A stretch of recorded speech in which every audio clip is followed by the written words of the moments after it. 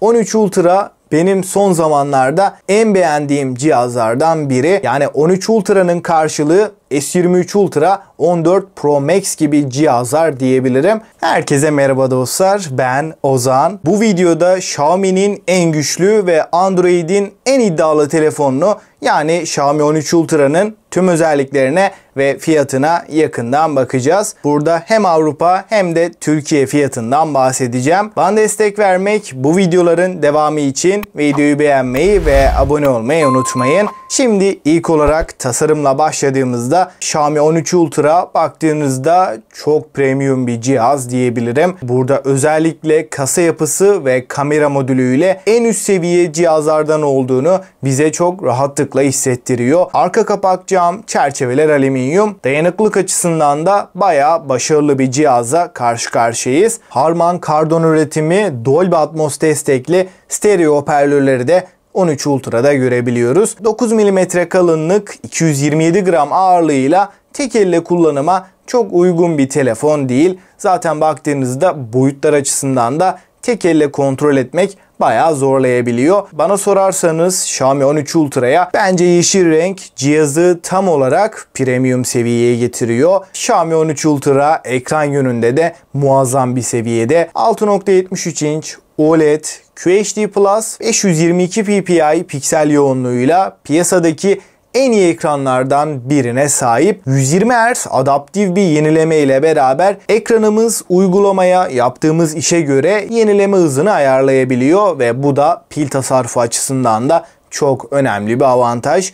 120 Hz'in nimetlerinden tam olarak yararlanabiliyorken HDR10, Dolby Vision, 12 bit renk derinliği ile birlikte de görsel deneyim yönünde kontrast oranı, renk dengesiyle beraber muazzam bir deneyim bizlere sunuluyor. 2600 nit maksimum parlaklıkta bu ekranın en önemli avantajlarından, kısacası piyasanın en iyi ekranı. Ekrandan donanıma geçtiğimizde Android'in en iyi işlemcisini Snapdragon 8 Gen 2'yi görebiliyoruz.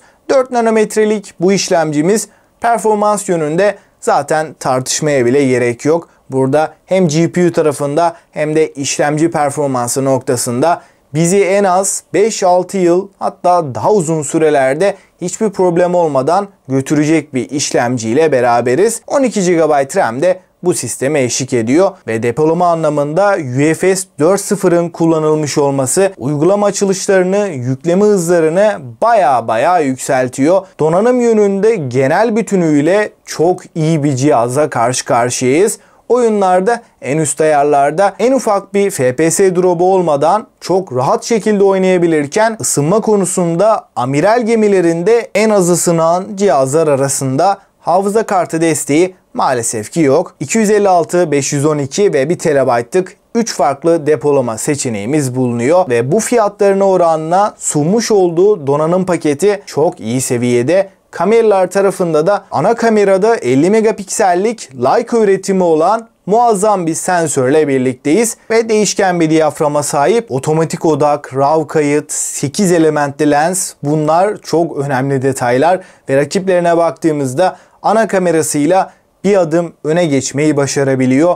Burada iPhone 14 Pro Max gibi cihazlarla da kıyaslanabilecek seviyede. Sony IMX989 piyasanın en büyük kamera sensörlerinden. Hem renk başarımında hem de fotoğrafların detaylarında neredeyse kayıp söz konusu değil. Burada 200 megapiksel, 108 megapiksel kameralara oranla 50 megapikselle böyle bir performans gerçekten başarılı. Burada gerçek anlamda Xiaomi hiçbir kameradan kısmamış. Tüm kameraların 50 megapiksel olduğunu söyleyeyim. Ultra geniş ve telefoto f1.8 iken optik zoom kameramızda f3.0 diyaframla karşımıza çıkıyor. Fotoğraf çekim kalitesini ben hem gece çekimlerinde hem de gündüz çekimleri için gayet beğendiğimi belirteyim.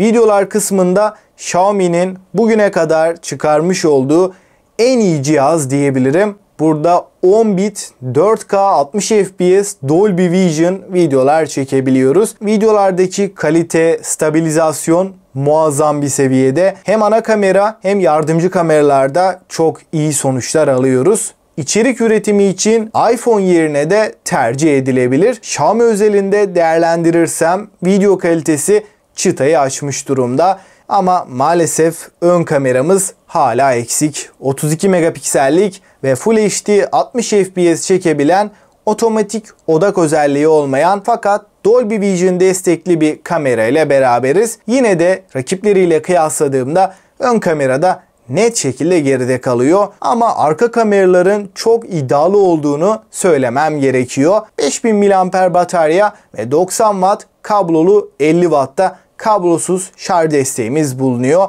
Yaklaşık 33-34 dakikada sıfırdan 100'e şarj edebiliyoruz. Snapdragon 8 Gen 2 ve MIUI 14'teki batarya optimizasyonlarıyla 5000 mAh'lik bataryanın kesinlikle yeteceğini düşünüyorum. Batarya yönünde üzecek bir cihaz değil. Android 13 ve MIUI 14 ile beraber geliyor ve 4 yıl boyunca da güncellemeleri almaya devam edecek. Açıkçası MIUI 14'ü ben fazlasıyla beğeniyorum ve Xiaomi 13 Ultra'nın bu donanımıyla MIUI 14 kusursuz bir şekilde çalışıyor. Kablosuz bağlantılarda Wi-Fi 6E, 5G, Bluetooth 5.3 gibi teknolojileri görebilirken NFC desteği de tabii ki cihazımızda var. IP68 ile 1,5 metre suya 30 dakika boyunca dayanabiliyorken en önemli kısma geçtiğimizde Xiaomi 13 Ultra 12 GB RAM, 256 GB depolamayla 800 Euro'luk bir fiyata sahip ve bu fiyatın oranına sunduklarını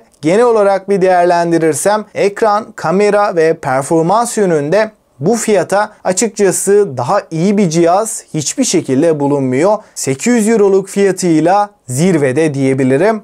13 Ultra benim son zamanlarda en beğendiğim cihazlardan biri. 800 Euro'ya bir iPhone 14 veya Galaxy S23'ün düz versiyonunu almaktansa Xiaomi 13 Ultra almak çok daha mantıklı. Çünkü 13 Ultra Xiaomi'nin en tepe modeli diyebiliriz. Yani 13 Ultra'nın karşılığı S23 Ultra, 14 Pro Max gibi cihazlar diyebilirim. Ve bu telefonlarla fiyat açısından bayağı bir uçurum var. Ülkemizdeki fiyatlardan bahsedersek ülkemizde de Xiaomi 13 Ultra yurt dışı şekilde 18-20 bin bandında rahatlıkla bulunabilecek. Gerçekten baktığımız zaman bu fiyatlara 13 Ultra almak çok mantıklı diyebilirim. Garantili şekilde tüm vergileri hesapladığımda da 36 bin bandında bir fiyat bekliyorum. Ön kamera haricinde tam bir amiral gemisiyle karşı karşıyayız. Sizce 13 Ultra nasıl olmuş? Almaya değer mi, değmez mi? Görüşlerinizi mutlaka yorumlarda bekliyorum. Gelecek videolardan anında haberdar olmak için de